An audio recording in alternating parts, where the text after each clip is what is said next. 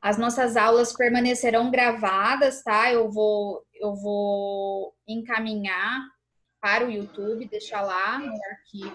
O pessoal está escutando até música. É o Caio que está ouvindo, é?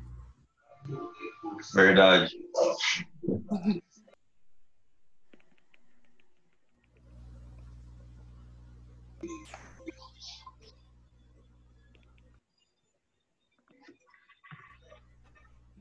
Tá animado em plena segunda-feira, né?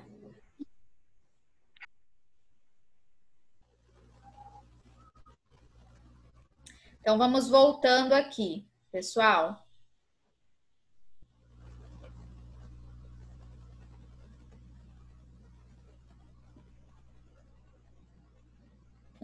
Colocou a culpa até no pai, né? Tá certo.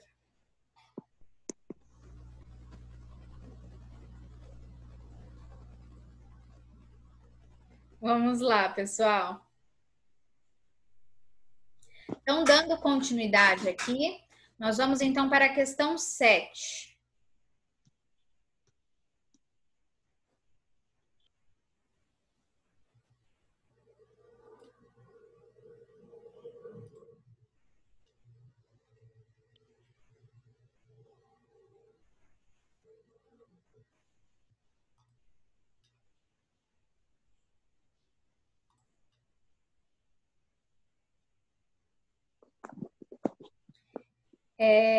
Então, na questão 7, dispõe o seguinte, vamos lá. Deixa eu só colocar aqui o chat, que às vezes vocês falam alguma coisa aí e eu não visualizo. Então, segundo Eli Lopes Meireles, o princípio da impessoalidade pode ser considerado como sinônimo do princípio da finalidade. Até porque todos os atos dos agentes públicos devem seguir e observar a finalidade, que é o interesse público, né? Sob pena que nós já vimos a questão do excesso de poder, como nós falamos nas nossas primeiras aulas dos poderes da administração pública, né? Que impõe ao administrador público que só pratique o ato para o seu fim legal. E o fim legal é unicamente aquele que a norma de direito indica expressa ou virtualmente como objetivo do ato de forma impessoal.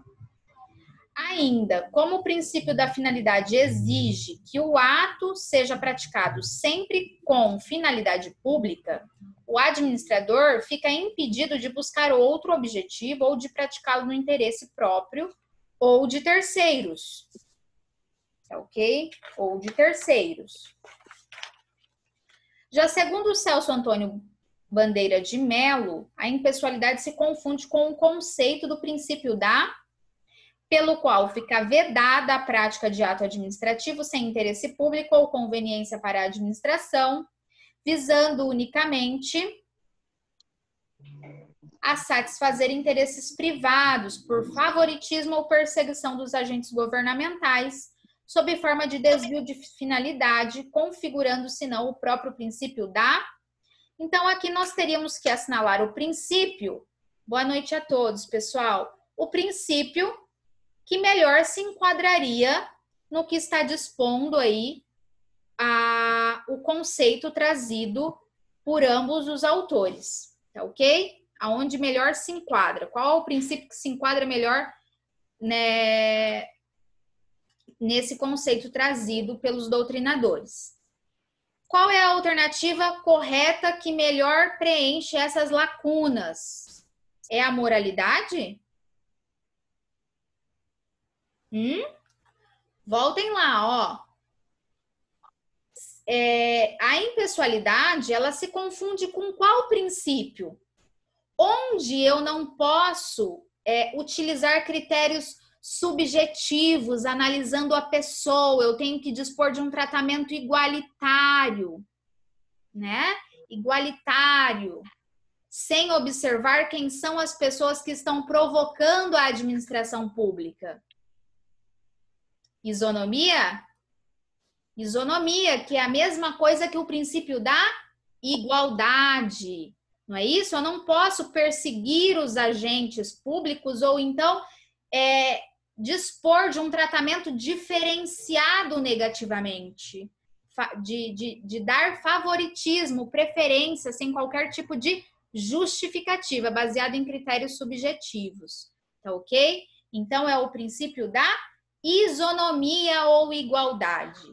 Essa é a resposta correta. Alguma dúvida?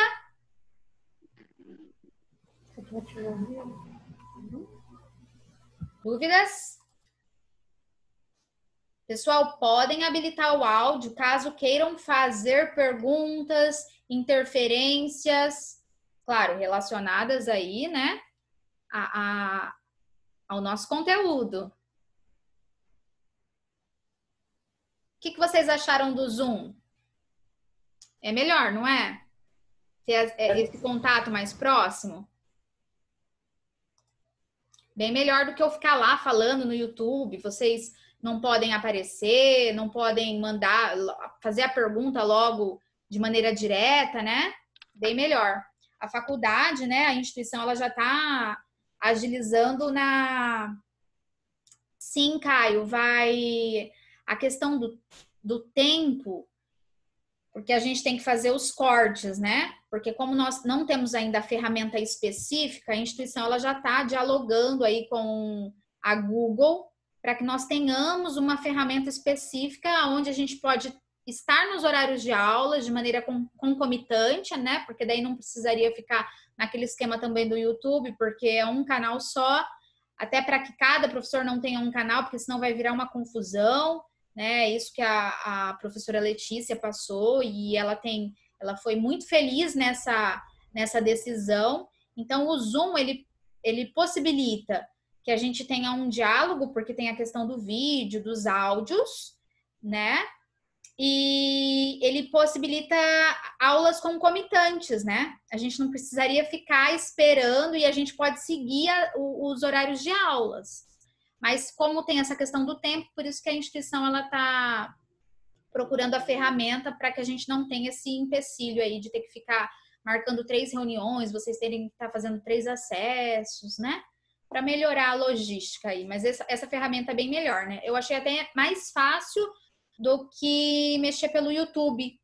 Porque no YouTube, como eu não sou muito antenada nessa questão de mídias, né? De ferramentas aí, então eu penei um pouquinho. No final que eu consegui ainda assistir, a instituição até disponibilizou um tutorial, aí eu baixei aquele OBS, mas ele é um pouquinho complicadinho de mexer, mas aí eu estava me adaptando a ele.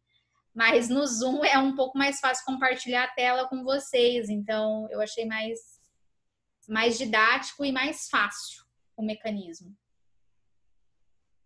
Tá bem?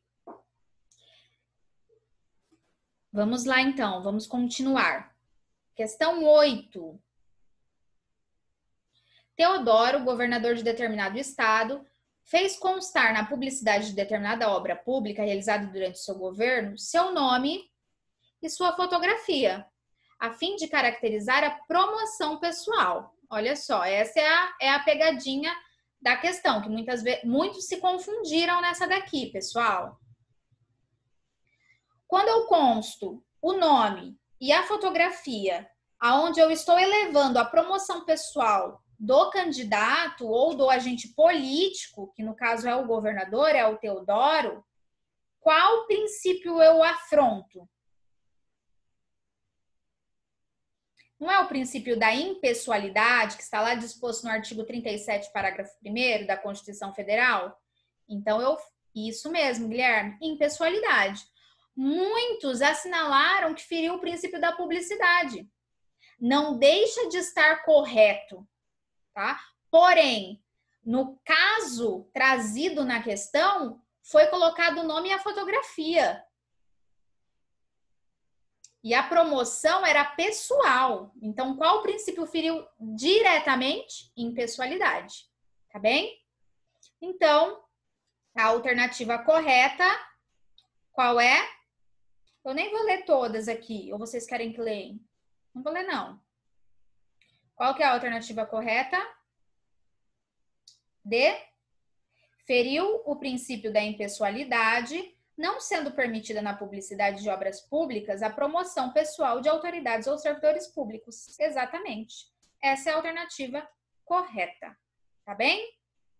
Alguma dúvida, pessoal? Quanto que você tirou na prova, Rafa? Conta para nós. Tá gabaritando todas. Boa noite, Sara.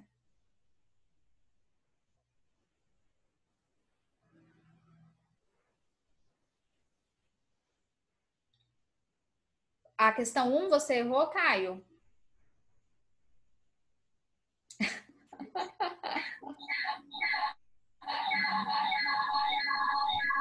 Daí se você fez a prova doida, eu não sei, mas estava fácil, não dava? Mas deu para entender a questão 1 ou você ficou com dúvidas?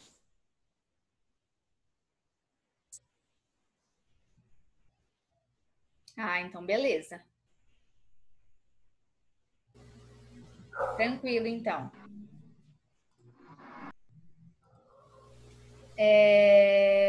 Vamos continuar, então. 9.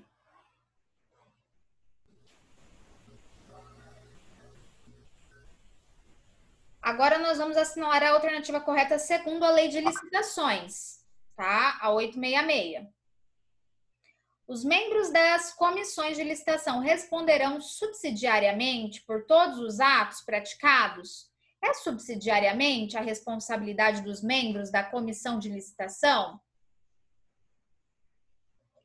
Se nós formos lá no artigo 51, no parágrafo 3º do artigo 51, nós vamos observar que a responsabilidade é uma responsabilidade solidária e não subsidiária. Então, a A está incorreta, certo?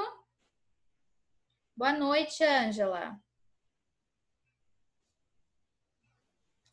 Nós estamos fazendo aqui a correção da avaliação, tá, pessoal? O pessoal que entrou agora, nós já estamos na questão 9. Nós estamos fazendo a devolutiva da prova. Qualquer dúvida que vocês tiverem, questionamento, tá? Vocês podem interferir aí e participar.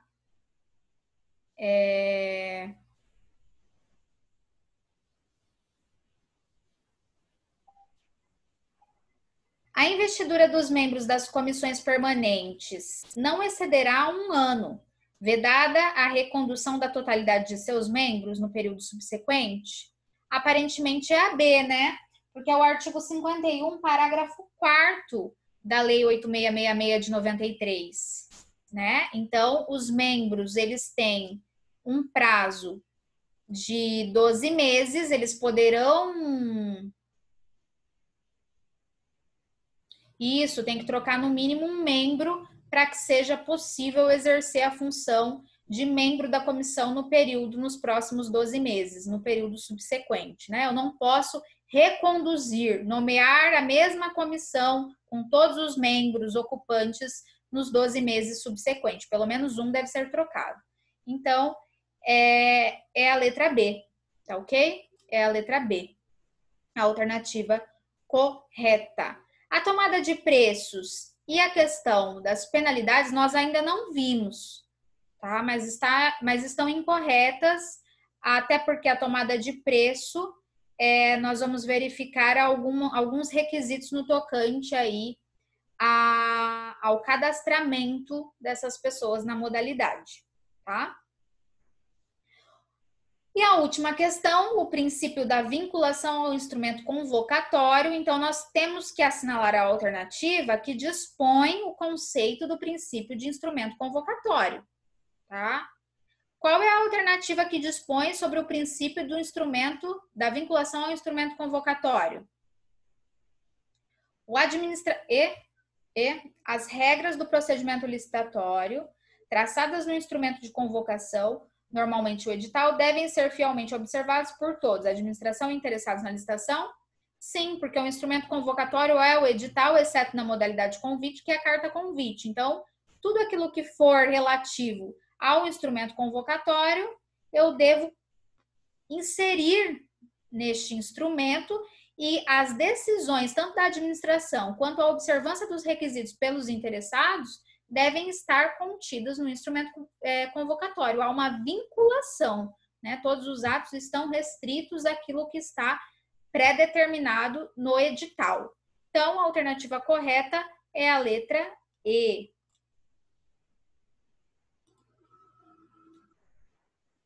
Dúvidas, pessoal? Alguém tem alguma dúvida?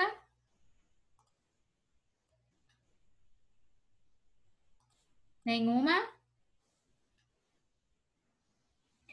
Bom, então essa foi a nossa avaliação, né? Foi bem tranquila. Tava bem... na verdade, vocês podem até falar assim, nossa, professora, tava muito fácil. Então, é porque vocês entenderam o conteúdo. Isso já me deixa bastante... já me deixa muito confortante, né? Porque eu fico mais aliviada. Porque se vocês entenderam e acharam as questões fáceis, e essas questões são questões tanto da OAB segunda fase quanto de concurso público, então, parabéns para vocês, né? Isso significa que vocês compreenderam o conteúdo e conseguiram associar e diferenciar dentro das questões, tá?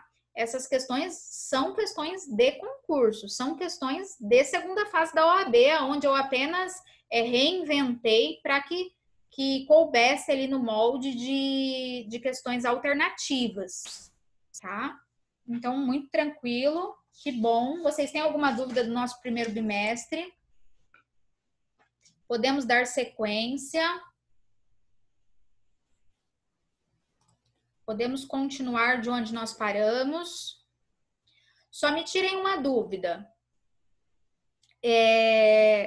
Na aula passada, quando nós iniciamos os poderes da administração pública, nós falamos sobre poder vinculado, discricionário e hierárquico?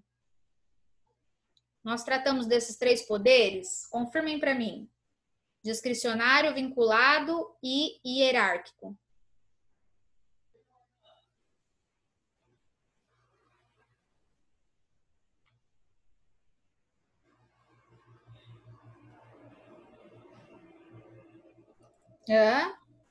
Não lembra? Vocês não anotaram? Eu me recordo que discricionário e vinculado nós trabalhamos. Hierárquico não? Tem certeza? Cadê as meninas? As meninas que são das anotações. Não? Então, nós só falamos de poder vinculado e poder discricionário? É isso? Tá. Vocês têm alguma dúvida sobre o poder vinculado e o poder discricionário? Fica tranquilo a diferenciação.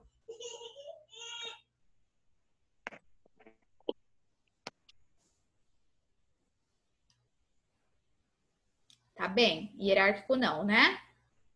Tranquilo. Bom, pessoal,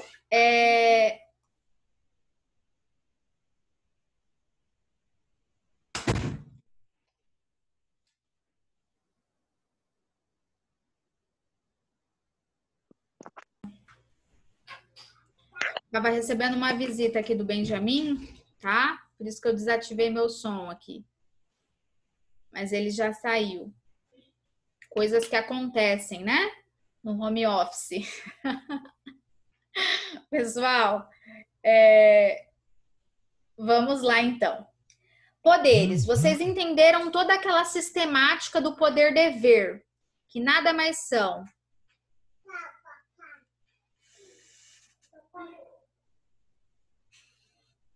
É mais ou menos isso. O meio de contratar, o Caio está perguntando, o meio de contratar por licitação é vinculado? É um ato vinculado? Sim, porque a regra é exatamente a observância ao processo licitatório, tá? Ele acaba sendo vinculado porque nós sabemos que nós temos o princípio da obrigatoriedade. Muito embora ele é vinculado. Muito embora, tá? O que eu tenho que observar dentro desse princípio da obrigatoriedade? Que nós temos situações aonde autoriza a contratação direta. E na contratação direta eu tenho um poder discricionário. Tá? Então, no âmbito da contratação direta, nas hipóteses legais e autorizadas em lei, é possível que haja um poder discricionário. Mas esse poder discricionário, ele não é um poder arbitrário, com uma margem de liberdade total, tá? A exceção ao procedimento licitatório é uma discricionariedade. Ficou claro, Caio? Agora, a observância do processo licitatório, ele é vinculado, porque nós temos o princípio da obrigatoriedade. Tá bem? Ficou claro? Caio, não quer desabilitar o áudio?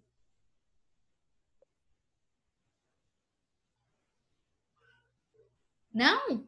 Desabilita. Não tem problema, olha o meu aqui.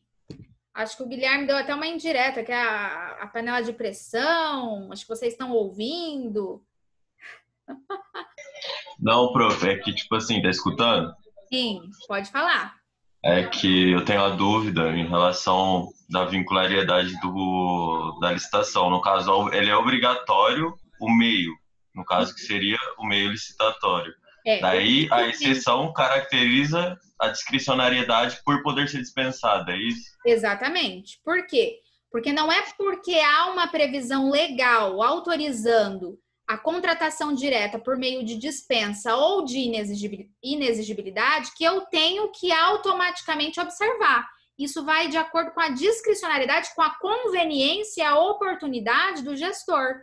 Ele vai avaliar se naquele momento, desde que cumpridos os requisitos, ele vai optar por uma licitação direta, por uma contratação direta dentro da dispensa de licitação, que são os artigos 24 ou 25 da inexigibilidade, ou se ele vai optar por um procedimento licitatório, tá? Então, o momento que ele opta pelo processo de dispensa, o processo administrativo de dispensa, uma contratação direta, ele está avaliando a conveniência e a oportunidade, é um ato discricionário, mas que a regra é a vinculação à observância do processo licitatório. Então, observar o processo licitatório é um ato vinculado, porque tem o princípio da obrigatoriedade, tá? Mas seguir ou não a contratação direta, desde que nos moldes amparados pela lei, não é obrigatório, é discricionário, tá? Ficou claro mesmo? Senão você pode, Sim, é que, tipo, foi a palavra aí mesmo, observar. Daí, no caso, sempre quando houver uma exceção, no caso, a gente vai estar tendo a discricionariedade. Mas observando a regra, vai ser o vinculado daí. Exatamente. Não, entendi. Obrigado. Okay? De nada. Bom, então, dentro dessa perspectiva de diferenciação do vinculado e do discricionário, hoje nós vamos falar sobre o poder disciplinar, que é uma outra prerrogativa da administração pública, tá? E essa nós temos que avaliar com uma certa cautela, tá? Uma certa cautela, porque inúmeros processos judiciais acabam sendo instaurados em razão do poder disciplinar, que o poder disciplinar ele está associado com a possibilidade da administração pública penalizar o agente público, instituir uma pena, investigar as condutas dos agentes públicos no âmbito administrativo e possibilitar a aplicação de uma penalidade. Olha só que interessante. Essa é uma prerrogativa da administração pública. É um outro poder da administração pública. Tá ok? Então, hoje nós falamos do vinculado, do discricionário e nós vamos tratar do poder disciplinar. Vamos lá. Deixa eu compartilhar o slide com vocês.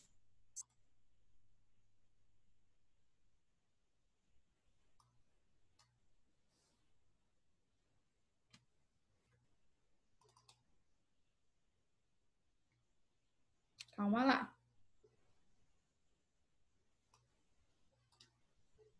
Vamos lá, então.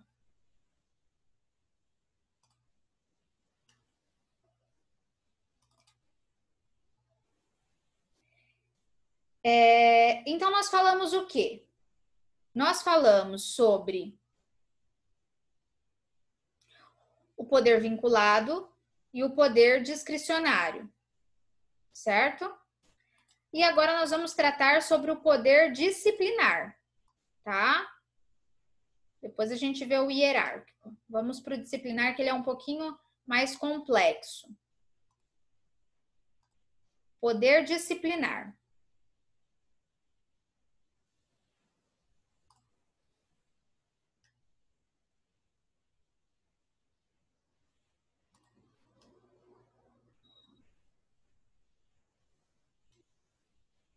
Então, vamos lá. No poder disciplinar, nós precisamos entender que é essa possibilidade, essa prerrogativa dada à administração pública para investigar as condutas tipificadas como infrações funcionais dos agentes públicos. Então, é através desse poder disciplinar que a administração pública consegue aplicar uma penalidade para os agentes públicos, tá? Então, é essa prerrogativa de poder investigar situações irregulares, de poder aplicar penalidades aos agentes públicos, tudo isso na esfera administrativa. O poder disciplinar não se confunde com o direito penal, pessoal. Aqui nós temos 3 esferas. No âmbito administrativo, aonde é exercido e representado pelo poder disciplinar. No âmbito civil, através de um ressarcimento ao erário, devolução de valores à administração pública, tá? Quando eu tenho uma conotação pecuniária. E no âmbito penal, quando aquele tipo de infração funcional também caracterizar uma conduta tipificada como crime. Aí o agente público também responsabilizará, também responderá no âmbito penal. Então, são 3 esferas que são independentes, pessoal, são independentes. No âmbito administrativo, é representado pelo poder disciplinar. Então, na esfera administrativa, é possível que haja a investigação de condutas, de atos, de fatos irregulares e ilegais, com a possibilidade de aplicação de penalidades aos agentes públicos. Quem são os agentes públicos? Tanto os agentes políticos, né, que são aqueles ocupantes de cargos comissionados ou até mesmo eleitos pelo povo, quanto de servidores públicos estáveis ou em fase do estágio probatório, né, que são aqueles que ingressam no cargo público por meio de concurso público, tá? Alguma dúvida nesse primeiro conceito inaugural aí? Não? Os terceiros também. Os terceiros também, Guilherme. Os terceiros que são aqueles contratados pela administração pública, tanto por meio de licitação, tá? Tanto por meio de licitação, que são os contratos, quanto por meio de processo seletivo simplificado, que são as contratações temporárias, tá ok? Então, eles também podem responder por um processo administrativo disciplinar. E correm aí e estão sobre essa prerrogativa da administração pública, que é o poder disciplinar, tá? Tranquilo, então?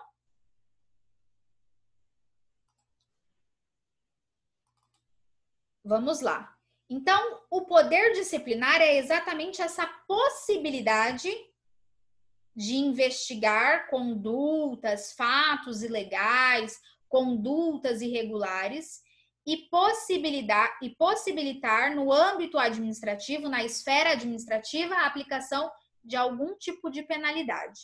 Claro, devem ser observados em todo o processo disciplinar os princípios da razoabilidade e da proporcionalidade, tá? Além de outros princípios que nós vamos mencionar aqui, mas os princípios da razoabilidade e da proporcionalidade, eles devem ser observados pela autoridade que instaurou esse processo administrativo disciplinar, tá bem? Vamos para a nossa terceira reunião, porque senão eu vou começar, aí vou pausar, vocês vão perder o liame. Então, vamos para a nossa terceira reunião e última, pessoal. Vamos lá? Então, vamos lá. Aí lá nós vamos dar sequência ao processo disciplinar. Aguardo vocês.